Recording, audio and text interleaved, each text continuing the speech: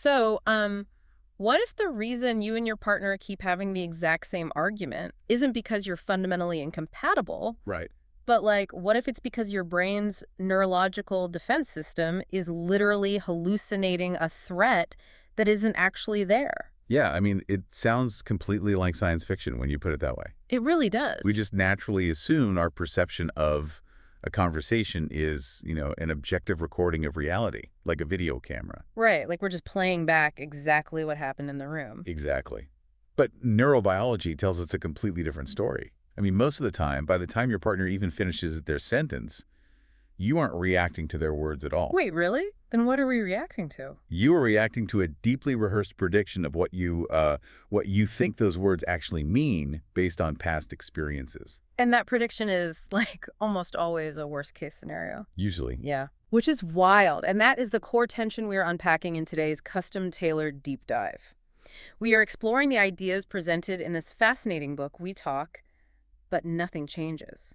The simple spiritual shift that turns conversations into real connection by Alpha Mishihiri. It's a great book. It really is. And the premise here is built on, well, 28 years of his own marriage experience, and it aims directly at a very specific type of relationship exhaustion. Yeah, and we should clarify, we aren't talking about the loud, plate-smashing arguments today. Right, exactly. We're talking about the quiet distance, that heavy, suffocating silence that sets in when you just feel like a visitor in your own home. Which is, I mean, it's a profound kind of grief. Oh, absolutely. You don't make lifelong commitments expecting to feel entirely isolated while sitting on the same exact couch as someone you love. No, nobody signs up for that. But Yahiri frames this exhaustion not as the end of the road, but as a diagnostic tool. Like the heavy, disconnected feeling is actually a signal. A signal that something internal needs to shift. And our mission for this deep dive is to map out those specific shifts. We want to trace that signal back to its source, decode it, and figure out how to move back toward, lightness. Yeah, from heaviness to lightness. Exactly. So we're going to figure out how to spot the hidden patterns causing those repetitive loops, break down this really compelling 2-minute daily awareness routine, and look at how to cultivate your own internal peace. Even when your partner happens to be in a terrible mood, which is the hard part. Oh, it's the hardest part. But to start, I think we have to look at where this heaviness actually originates. Because Mishiri points out something jarring. When love feels impossibly heavy, it's rarely because of the objective events happening in the room. Right. The weight is generated by what is happening inside your own mind before the interaction even begins. Yeah, he identifies this phenomenon where relationship pain becomes, quote unquote, normal long before it becomes unbearable. Which is terrifying, honestly. It is, because we are highly adaptive creatures. Mm.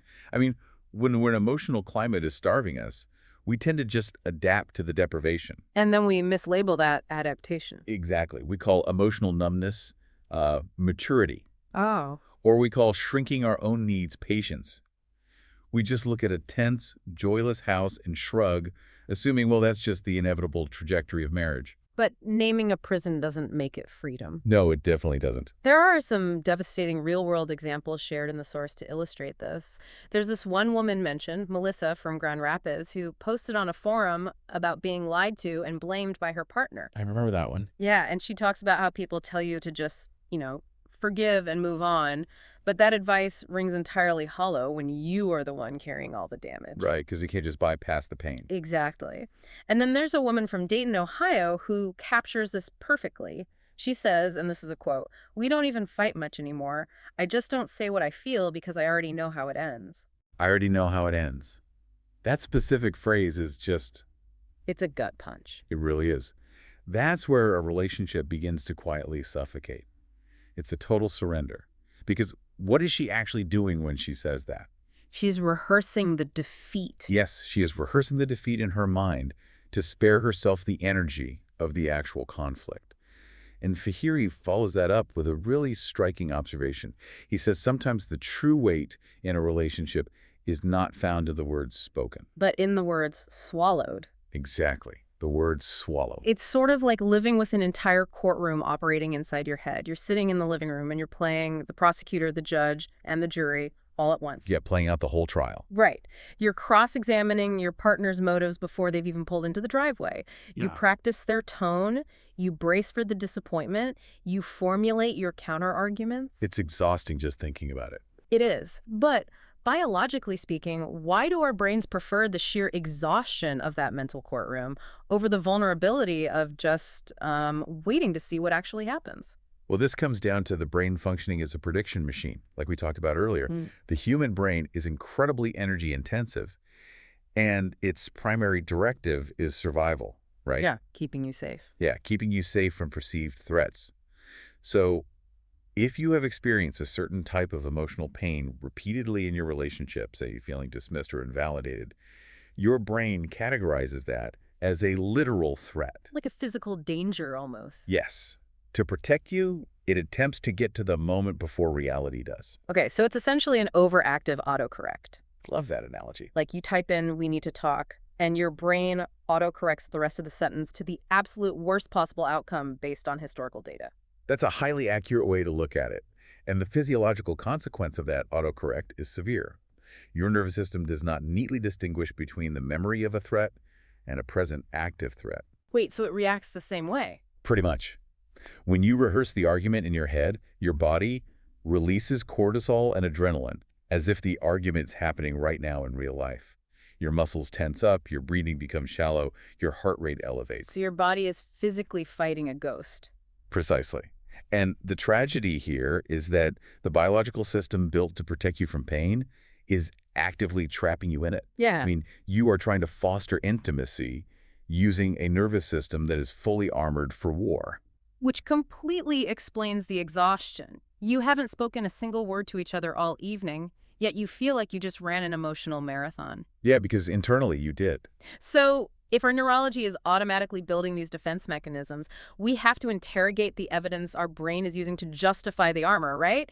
Where is this internal narrative actually coming from? Well, Shahiri outlines a very clear progression for how this inner conversation solidifies. It doesn't happen overnight. It's a cascade. How does it start? It starts with a passing thought. But a passing thought, repeated enough times, becomes a feeling. That feeling, if sustained, hardens into a lens through which you view the entire relationship. Okay, thought becomes feeling, feeling becomes lens. Right. And once you are looking through that lens, it dictates your behavior. Yeah. And that behavior, repeated daily, becomes the environment you just call your normal life. Thought, feeling, lens, behavior, normal. It's like a manufacturing line for resentment. That's a great way to put it. And this means the actual problem isn't the passing comment your partner made, right? The problem is the meaning your internal assembly line assigned to it. Exactly. And there's this fascinating reframing of a biblical principle used here to illustrate this. Yeah. The idea that it is not what goes into a person that defiles them, but what comes out. Yeah, I wanted to bring that up because it's an interesting use of the word defile. Right. He strips away the traditional religious, like purity culture context of that word. He uses it completely psychologically. So what does defilement mean in this context? Defilement here is the internal condition of being chronically agitated, joyless, or displaced. He argues that the sustained unhappiness in a marriage isn't entirely upheld by the spouse's actions alone. Oh, interesting. So what upholds it? The unhappiness is sustained by your own internal condition, what is coming out of you in the form of these rehearsed defensive narratives. Let's ground this in the everyday examples provided in the source. There's this one where a woman hears her partner say, "I'm tired." Right, very common. Objectively, those are just two neutral words communicating physical fatigue.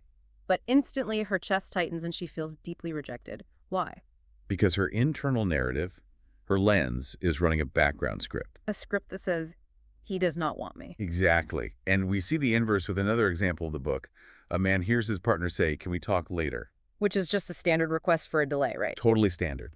But he instantly feels a massive surge of anger and dishonor because his internal script is whispering, "My voice doesn't matter in this house." Wow. So in both cases, the external event is merely a trigger.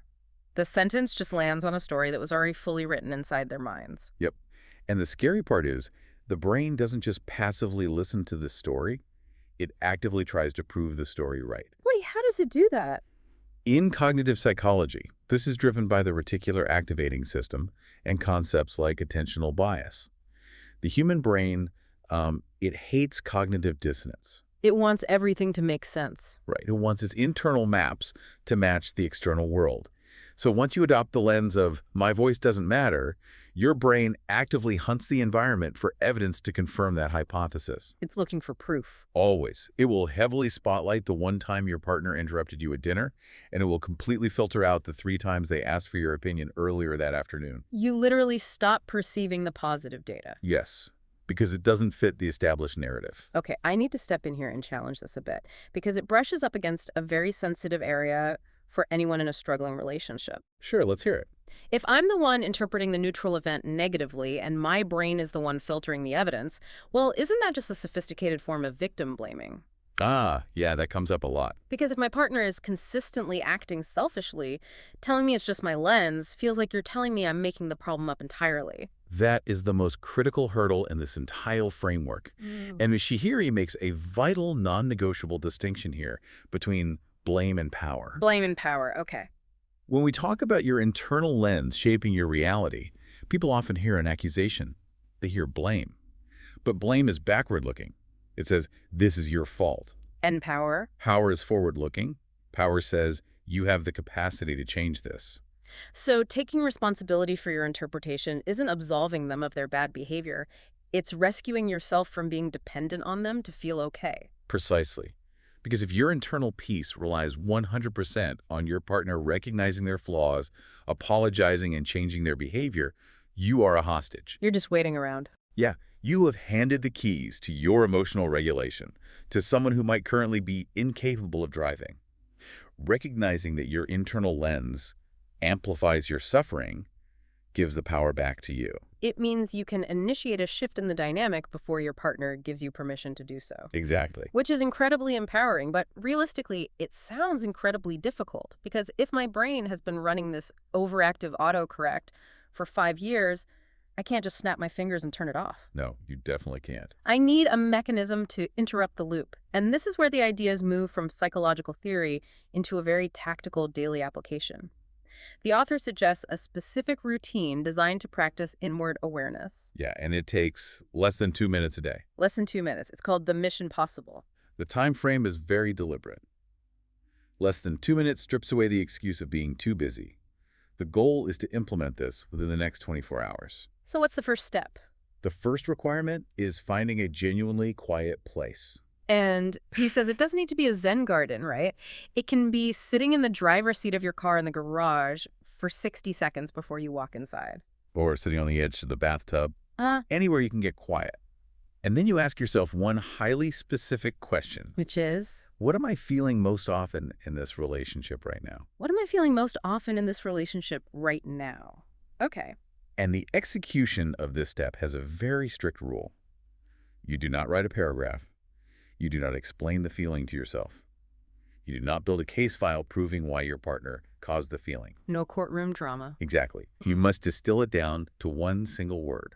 It's like lonely, angry, unseen, heavy, just the raw data. Yep, just the raw data. And then once you have that word, you look at it in your mind and you say quietly to yourself, I see you. I see you. I mean, it sounds deceptively simple. It does, but the neurobiology behind this practice, which psychologists actually refer to as affect labeling, is profound. Affect labeling, how does that work? Well, when an emotion is unnamed, it operates like a fog alarm in your mind.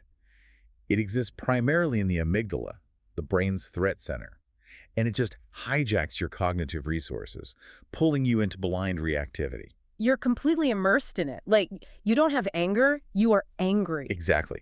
But the moment you assign a concrete linguistic label to that emotion, especially a single constrained word, you force blood flow and electrical activity out of the amygdala. Where does it go? Into the right ventrolateral prefrontal cortex. Okay, that sounds important. It is. That is the part of the brain responsible for executive function and emotional regulation. By naming the emotion, the physical intensity of it actually drops. You transition from being the subject of the emotion to being an observer of it. That perfectly explains why the rule against writing a paragraph is so important. Yes. If you write a paragraph explaining why you are angry, you are just feeding the story. You're throwing wood on the fire. But if you just label it anger, you are stepping back and looking at the fire. That's a beautiful way to put it. But let's be clear about expectations here.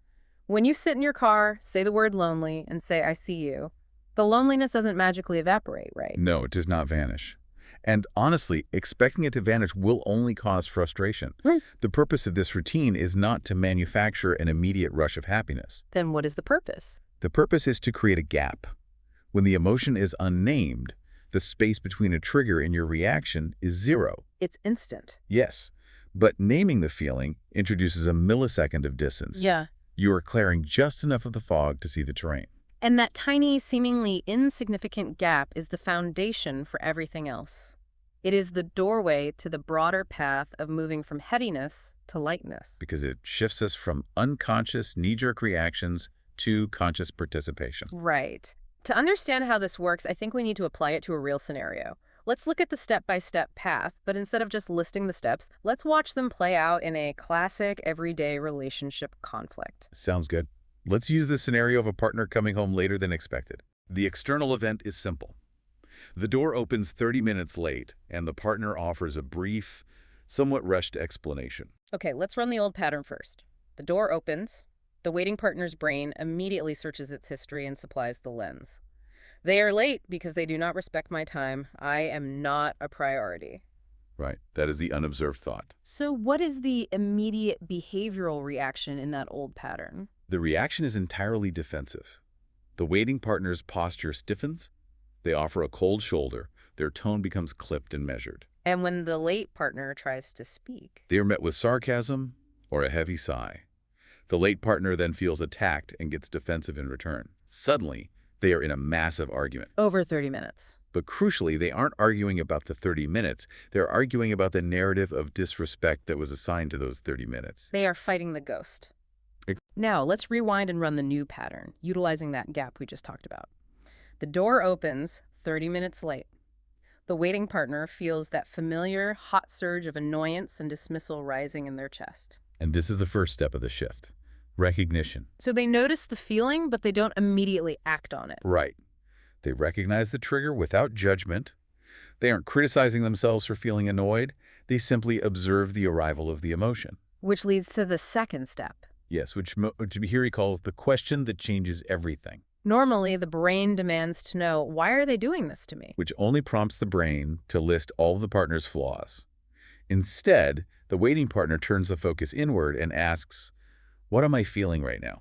So they are utilizing that effect labeling in real time. I am feeling dismissed. Yes, and because they named it, they buy themselves the third step, the pause. The pause, that's the gap in action. Exactly.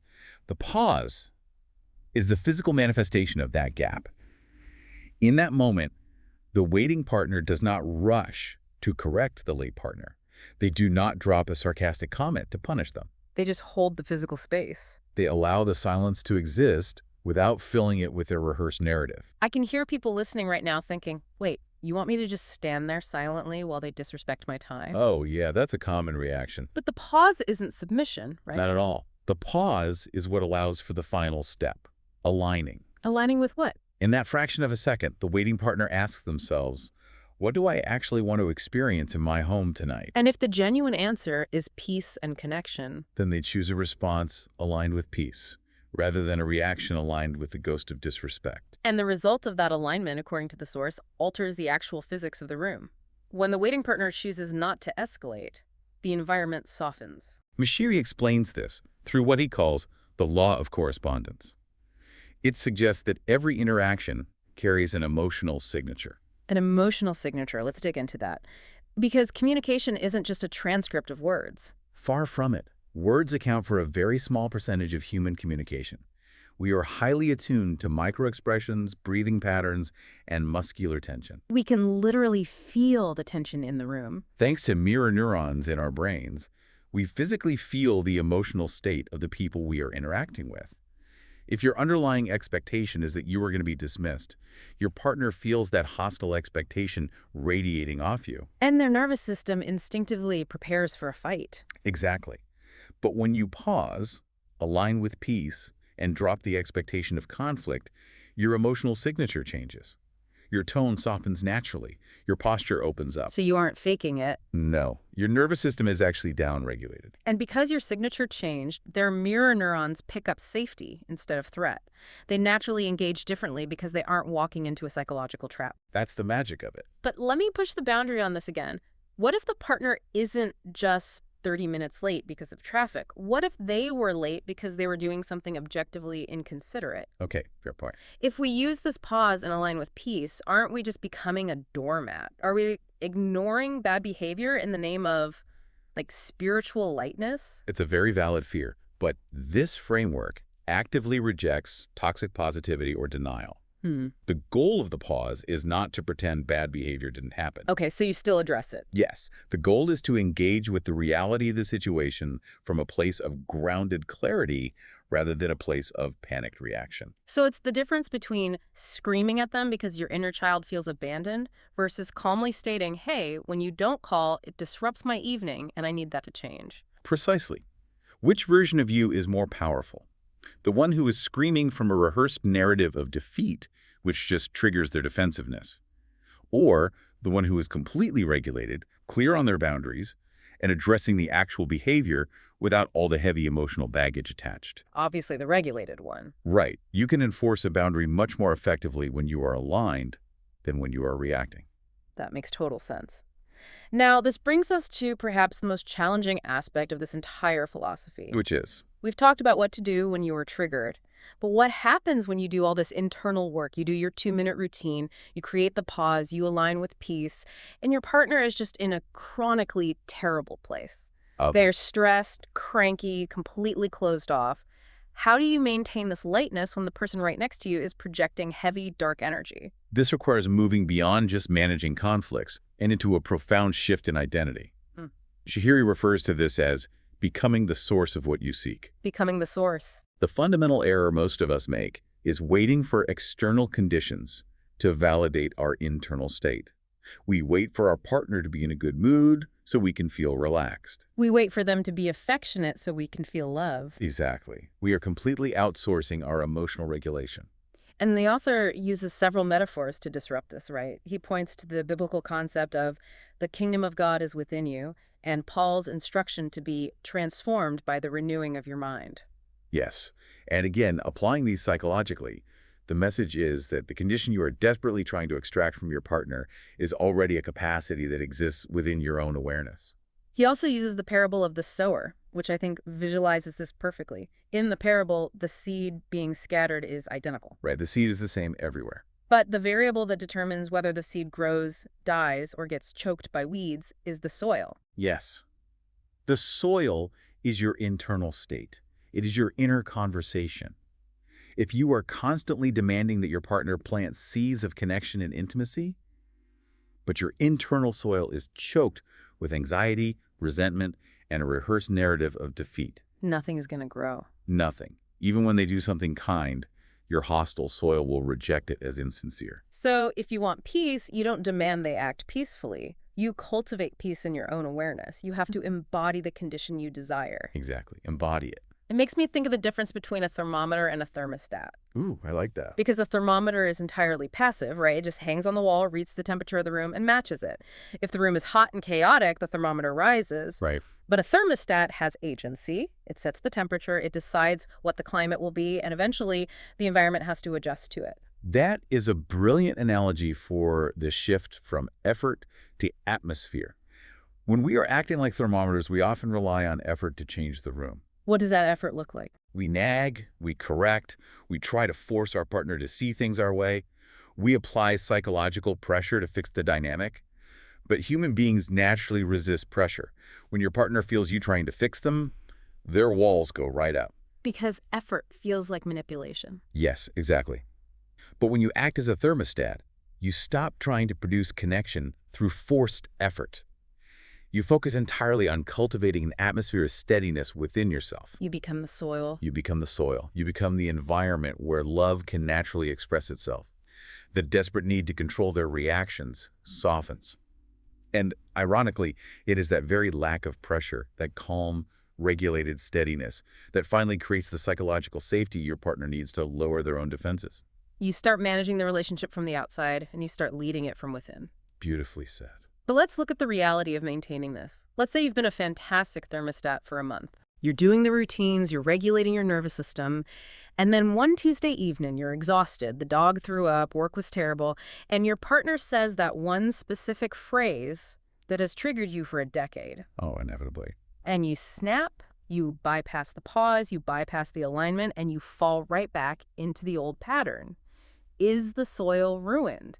Did you just lose a month of progress? This is such a critical point of reassurance, and it's addressed in the final sections of the ideas we're exploring. The subtle return of the familiar is absolutely inevitable. So it's normal to slip up. Completely normal. Yeah. Neuroplasticity tells us that when you build a new, healthier neural pathway, your brain doesn't just delete the old reactive pathway. The old road is still there. It's just used less often. So under high stress, it just defaults. Yes. Under conditions of high stress or fatigue, your brain will absolutely try to take the old, familiar road. Because familiarity feels like truth. When that old thought whispers, here we go again, they never listen. It feels overwhelmingly real in the moment. It really does. But Mashiri emphasizes that the return of the old pattern is not a failure. It is a moment of refinement. Refinement? How so? The key concept here is returning without resistance. When you feel that old defensive posture arising, your first instinct might be to get angry at yourself for failing. Yeah, you beat yourself up. Right. You resist the failure. But psychological resistance just gives the old pattern more energy. It locks you into a secondary fight with yourself. You get mad at yourself for being mad at them. Exactly. Instead of resisting it, you simply notice it. You acknowledge that the old pathway was activated, and you gently guide your attention back to your alignment. There's a story in the book that captures this perfectly. A man had been practicing this shift and was experiencing genuine, sustained lightness in his marriage for the first time in years. I remember this one. Then, during a minor disagreement, his brain immediately fired off the old script. Here we go again. But the critical difference was the timing of his awareness. Yes. He noticed the thought within the reaction itself, rather than 3 hours later while stewing alone in the garage. Right. That timing is the definition of progress. Because he noticed the script activating in real time, he was able to re-engage the pause and choose a different response.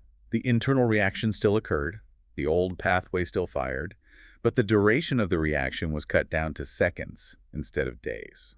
It makes me think of learning a foreign language. If you've been speaking a new language for a year and someone suddenly drops a glass behind you, you might accidentally shout in your native tongue out of pure reflex. That's a great example. That slip doesn't mean you've lost your fluency in the new language. You don't have to start the classes all over again. You just notice the slip, take a breath, and go back to speaking the new language. That's exactly how the nervous system learns. And this ties into the ultimate definition of freedom in a relationship. What's that? Freedom is not the total eradication of your old patterns or your partner's flaws. That is an impossible standard of perfection that will only cause misery. So what is true freedom? Freedom is simply the ability to no longer be governed by those patterns. Your relationship is not a fixed piece of architecture. It is a highly responsive, adaptive living system.